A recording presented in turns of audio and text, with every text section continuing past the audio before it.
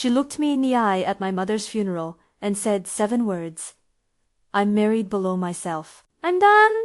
She folded the origami program the way people fold things when they want to make movement look like intention, and then she stood up and walked out. I was holding Elijah, 6 months, born early, still small enough to fit against my chest like a secret, and I remember the fabric of his blanket against my jaw, the smell of talc and antiseptic, the low hum of people trying not to make noise inside a church built to muffle sound. My mother lay in the coffin. The satin lining caught the light. The pews smelled faintly of old polish and lilies. That was the hinge. A single, strange, motion program folded. Words said. A door closing on a life I hadn't yet learned how to hold on my own. They tell you where you were when big things happen. I remember the way my hands shook as I adjusted the straps of the carrier, how the plastic of the car seat made a tiny, brittle sound as I clicked it in. I remember Francis standing in the doorway of the chapel, 2 steps from offering something I couldn't name, yet a ride, a hand, a sentence that proved I would not be entirely alone. I remember Gloria, Janet's mother, gathering 2 large black garbage bags in her arms like proof that leaving meant taking everything of consequence. It was practical and terrible at once. A life reduced to bundles, a baby in my lap, and an unchangeable sentence she had just pronounced. The immediate days after that funeral are a blur of logistics rendered in sharp focus. There are things that must be done at 2 in the morning and they do not wait for ceremony. There are formula tins on a funeral suit. There are receipts in pharmacy bags in the passenger seat and drip-dry shirts hanging on the backs of chairs. There is a hospital corridor I walked so often in those first weeks that the fluorescent lights registered like a second weather system. Elijah had been premature. Every feeding, every tiny cough, was a moment where the world tilted. The first time I was truly alone with him for an entire night, the house shrank to the size of our living room, and the thermostat argued with my sense of what was comfortable. I was learning to be awake without end, to measure time in burps and intervals between naps. At 2 a.m., with a baby who refused to sleep and a kettle that was suddenly the most important thing in the house, I learned the geometry of my new life. How to warm a bottle without scalding. How to tie a swaddle that would not unravel. How to fit my hand precisely in the crook of his neck and feel the rise and fall that meant he lived. How to read the tiny red marks left by hospital IVs and decide they were normal enough for now. In practice, fatherhood is a long series of small decisions made in the dark. None of them look like the speeches you imagine when people say the word parent. They look like a plastic chair by the changing table, midnight phone calls to a pediatric nurse line, a driveway where Francis once taught me how to anchor a car seat while he held the other infant carrier in his hands like an offering. People organize themselves in moments of crisis. Some show up, some do not. Francis showed up. He brought coffee and a skillful way of holding the carrier so I could breathe for a minute. He sat on the curb outside our small house and listened to me say things that did not make sense until I said them out loud. How do you do it? He asked at one point, as if I had options. I did not. But the truth in that question was a kindness. It recognized the impossible geometry of staying upright while the world narrowed. Gloria did not stay. She arranged a tight, careful face. She packed boxers. When she looked at Elijah, I could see something like disappointment there. Not with the child, but with the fact of his existence complicating a life she had imagined differently. I never heard her say, "Take care of him," the way other mothers had said it to me. She packed dresses and a few framed photos and then left the house half empty, as if leaving could make decisions invisible. Janet's leaving was the kind of rupture you can't rehearse for. There is grief in a funeral that is acceptable, socially sanctioned. There is a different kind of grief when your partner chooses absence in a room where absence is already expected. 4 months afterward, I cycled through a catalog of small humiliations and urgent necessities. Bank calls, pediatrician paperwork, the leaky hinge on a cheap bassinet I propped with a rolled towel, sleep deprivation that felt like a low fever. I learned to talk in lists because lists don't demand feelings. They just demand action. I learned the names of formulas like one learns foreign nouns. I learned how to lullaby by memory, by the cadence of words that felt right, even when I could not find my voice. Years later, I would try to be fair about why she left. Postpartum depression is a context, not a moral verdict. Saying that does not erase the way my days became longer and more practical as a result. It doesn't undo the worry about money, or the times when I sat on the kitchen floor and cried because the baby monitor had a static sound I could not fix. But it also doesn't mean she was a villain. She was, at times after the funeral, she looked for stability by stepping towards someone who promised a different life, and that someone was David Mensah. I learned all this in pieces from a neighbor, later from a letter that arrived in a handwriting that felt like the ghost of her. The letter said things that read like an explanation and like an apology. And when I burned it in my sink, the flame took her words without giving me any of the closure I had hoped for. I did not burn the letter in spectacle. I burned it because a manuscript of grief was not something I could carry. Burning a letter was one of those private rites by which a person tells themselves to keep moving. I stood at my kitchen sink, watching ink curl into smoke, feeling something like pity and something like a finality I had not thought possible. The act was small, domestic, and decisive. Choose your house, choose your baby, choose your small, continuing tasks. The burning was not an act of triumph, it was a choosing. After that night, I called a lawyer, not out of vindictiveness, but because children live on paperwork as much as they live on lullabies. You build a life legally as much as you do emotionally. I gathered medical records, pediatric notes, enrollment forms, and every school worksheet that would later show Elijah's handwriting. I learned how to make a file that was more than a stack of papers. It was an argument made of commitments. The work of rebuilding was deliberate and quiet. I became architectural in the way I arranged my time. I scheduled feedings and naps, but I also scheduled the things that made a house into a home. A visit to the pediatrician, a conversation with the daycare director, a Saturday afternoon where I fixed a shelf so the living room did not look like a temporary thing. I learned to channel bitterness into something that happened slowly and without fanfare. I learned how to keep a promise to a child better than I had kept promises to myself. Sometimes that meant scraping for extra hours at work. Sometimes it meant trading a night out with friends for a story read twice. Sometimes it meant asking Francis to come over and hold Elijah while I slept for an hour. Often, it meant whispering to myself like a coach in the small hours. Build things that do not fall down. There is a drawing Elijah made in kindergarten that I keep on the fridge. It is a child's scrawl of a house with a crooked roof and a square that is labeled by his tentative letters. My daddy builds things that don't fall down. He drew that when he was 5.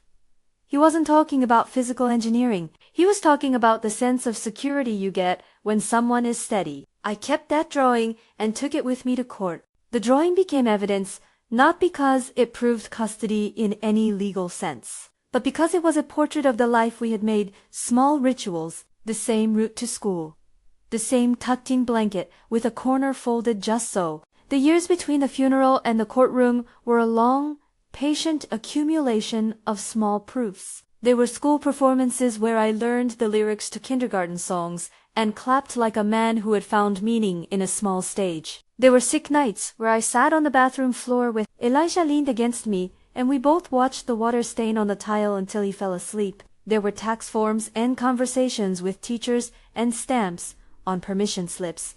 I kept the receipts. I kept the notes from pediatricians. I kept the photographs.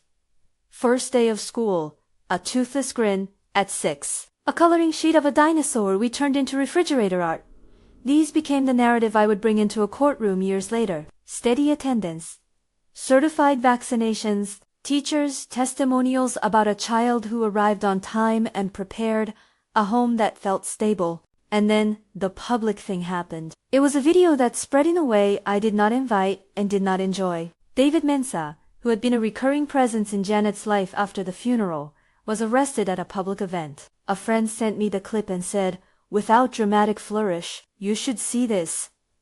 I watched the footage once at 11 p.m. alone in my kitchen. Elijah asleep upstairs with a book open as its bookmark. The video showed the arrest, men in plain clothes, a sudden scramble, a microphone dropping, Schimpler Banar Gurnimu. I felt nothing at first. Not triumph, not satisfaction, only an odd, flat recognition that the world, rearranged itself, whether I wanted it to or not. The clip went viral. People I had not spoken to in years forwarded it. Comments poured in like water. But the water did not wash anything clean for me. What it did was change the public calculus. It put a man who had been a shadow in Janet's life into the harsh light of a headline. I did not post anything. I did not celebrate. The arrest was not a prize I wanted to display on a mantle. I watched the news and then I watched Elijah at breakfast. His shoulders still small under the weight of a heavy jacket, his fingers slippery with jam. Justice, in the way I understood it, was not spectacle. It was the slow, methodical work of proving a life to people whose job it was to decide what was best for a child. So I continued to build quietly while the world made noise. When the custody hearing came, it felt less like a single battle and more like a final, formal accounting of the years I had already lived. Courtrooms are designed to compress time. They expect you to summarize how 5 years of life became a single decision. I laid out folders like a carpenter setting out tools. There were medical records with neat stamped dates. There were immunization sheets that tracked the tiny, steady tasks of parenting.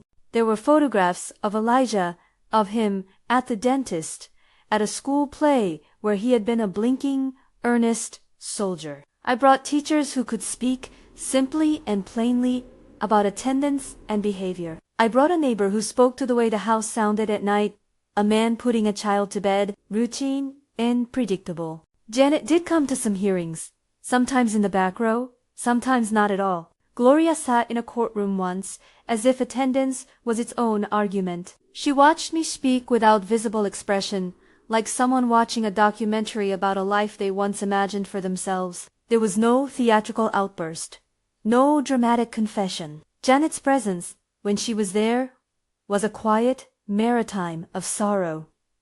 Some days present, some days a rumor. I did not aim my statements at her. The judge's question was always to the child's welfare. Where would Elijah thrive? Where would his routines continue, not as paperwork, but as life? I remembered the judge's eyes resting on the drawing we'd put in evidence, a small, sober smile that felt like recognition. The judge did not need me to explain what builds things that don't fall down meant. It read like a description of our household. The court did its work, weighed records, considered testimony, looked for patterns. There was a dignity to the procedural tone. This was not vengeance. This was a legal system operating in its dry, necessary way. I did not gloat when the judge's pen stopped. I simply exhaled, like a man who had been holding his breath for years. After court, there were awkward, practical conversations. Phone calls to schools to make sure contact information was up to date. Conversations with my lawyer about visitation frameworks and how to keep the paperwork current without letting it become the story of our life. There were no headlines about the courtroom that made me lighter. The real victory was small. Elijah's name on the top line of his school registration, the steady note from his teacher that he had completed assignments and was socially engaged. Those were the things I read in the evenings by dim light and thought, almost without drama, we are safe. Meeting Janet, years later, was not a scene from a movie. It happened in a parking lot after a school play in light rain, under an umbrella held poorly between us. She sat to Rose's back, feet tucked under her chair, and left before the curtain call. I learned afterward that she had sat there the entire time, spectating from the inside out. She did not approach me. I did not approach her. Later, she came to the car window. Elijah was in his booster seat, wiping jam on his cheek. He saw her, and his face turned into something childlike and simple.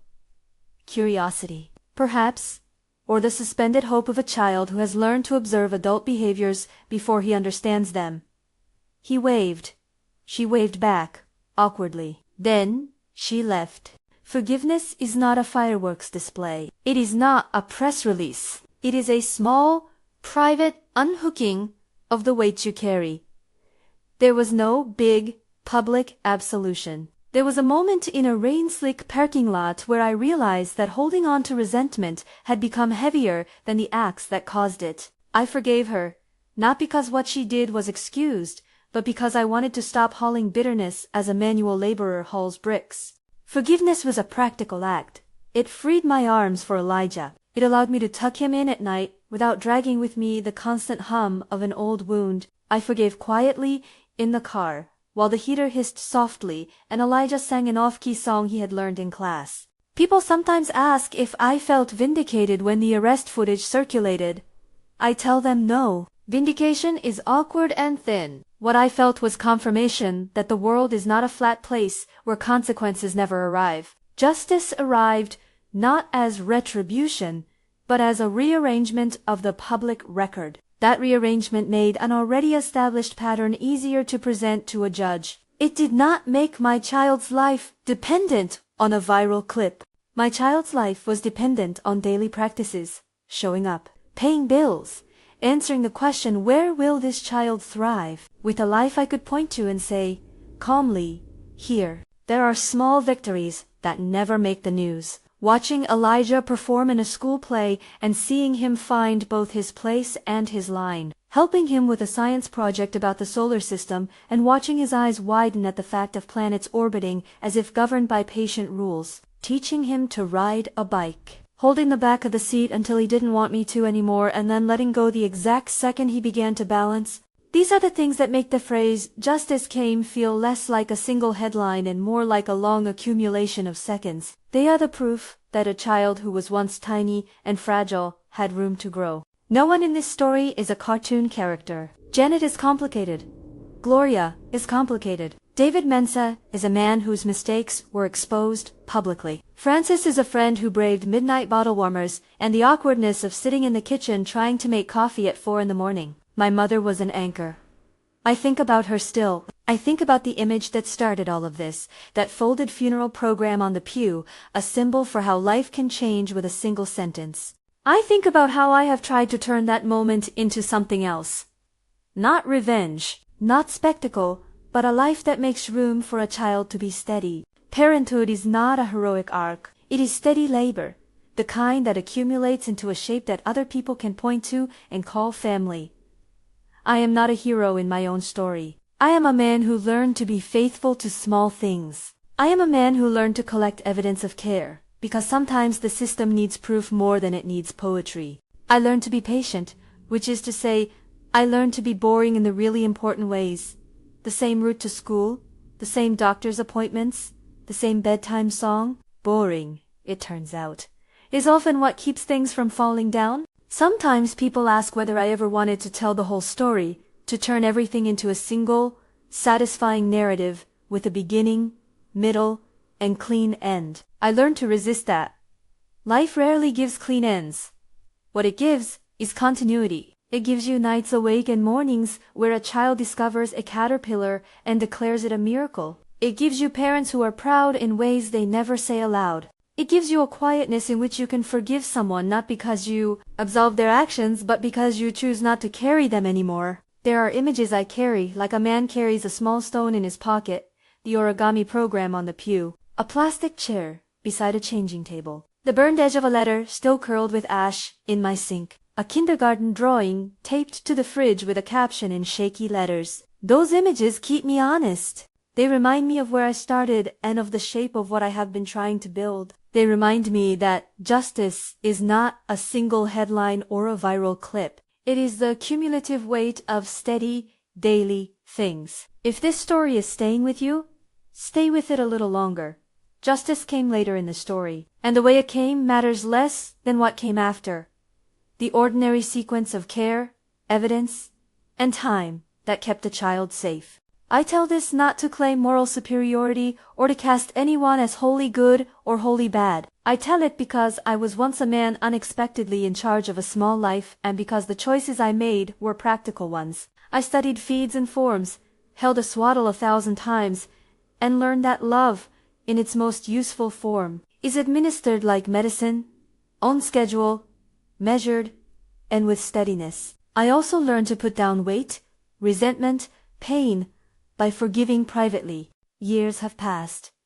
Elijah is taller now. He has a voice and a laugh and a list of anxieties about middle school that I do not take lightly. He still draws houses, but now the roofs are less crooked, the windows are even, and sometimes in a margin he will write, Daddy builds. That phrase is not about my ego. It is an observation about consistency. It is a child's way of seeing the world and saying who keeps it in place. If you watch the arrest footage online, do not let it be the thing you build your opinion around. Watch instead the small things. The teacher's note, the school performance, the sleepy hand that reaches for you at night. Those are the records that matter when someone asks you, where will this child thrive? And because this story matters to me in that way, if it has touched something in you, please consider liking the video and subscribing for more stories of real-life resilience and fatherhood. If nothing else, take the drawing off your fridge tonight and remember that building things that don't fall down is often quieter than you think, and it is worth the work.